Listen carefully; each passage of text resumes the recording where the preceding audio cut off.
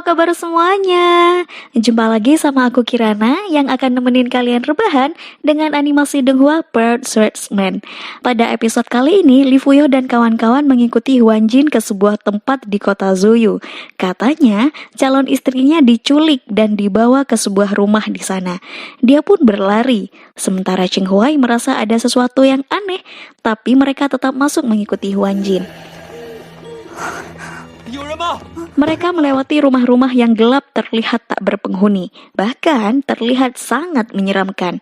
Huan Jin telah menemukan sebuah rumah yang diperkirakan sebagai penculik calon istrinya. Dia menggedor-gedor pintu, berharap ada orang yang membukakan pintu.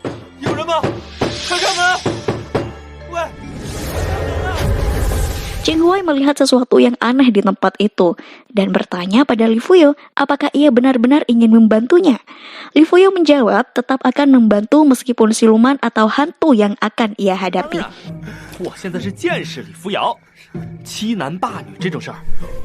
Ching Huai mendobrak pintu itu.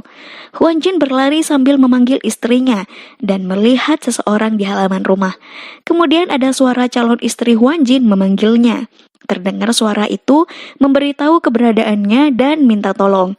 Huan Jin berjalan masuk diikuti oleh Li Fuyo dan kawan-kawan.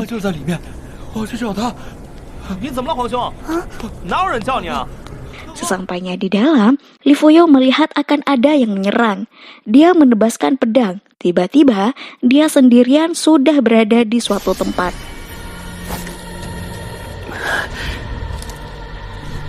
Dia pun melihat Huan Jin di sana, tapi ini bukan Huan Jin, melainkan hantu yang menyerupai.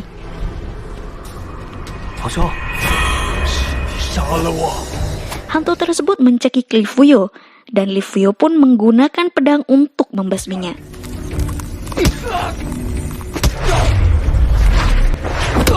Lalu ada cahaya biru yang keluar dari punggung Huan Jin, membuat Li Fuyo berputar-putar kemudian pindah keluar ruangan.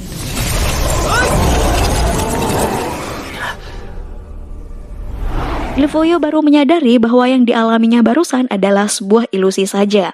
Sementara Ching Huai bertemu dengan hantu wanita bernama Ru Xiao. Ching Huai langsung menyerang hantu tersebut. Balik lagi ke Li Fuyo. Dia melihat Huan Jin tengah berbincang dengan hantu wanita.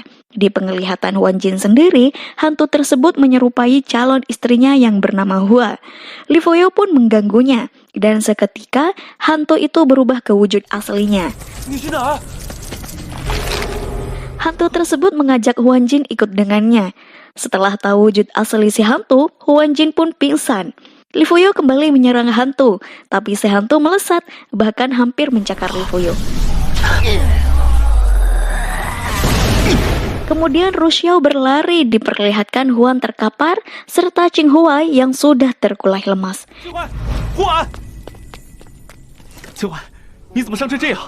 Ching Huai pun mengembuskan napas terakhirnya.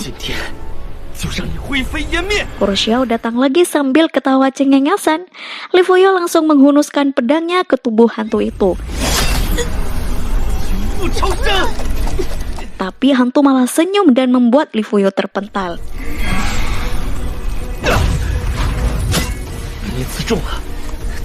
Serangan-serangan Li Fuyo tak mempan. Dia pun berpikir akan memenggal kepala Ru Xiao. Tapi Li Fuyo kalah cepat. Ru Xiao terlebih dahulu mengikat Li Fuyo dengan akar-akarnya.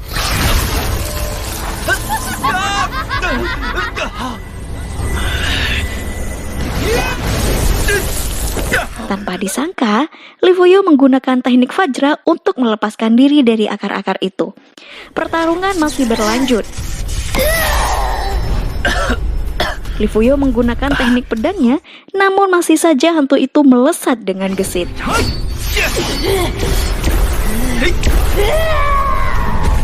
Bahkan menggunakan 6 tebasan niat pedang tak membuat Ru Xiao mati yang kedua kalinya.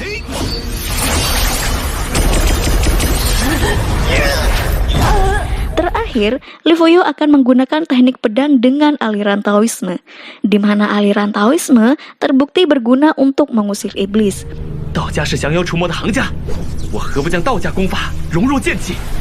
Kemudian terdengar Qing Huai tertawa di atas genteng sambil memangku Xiao Qi. Li Fuyo kaget karena Qing Huai masih hidup. Ternyata Qing Huai yang tadi meninggal hanya sebuah ilusi. 你看到的是这个怨魂部下的幻象，这都看不出，笨死了。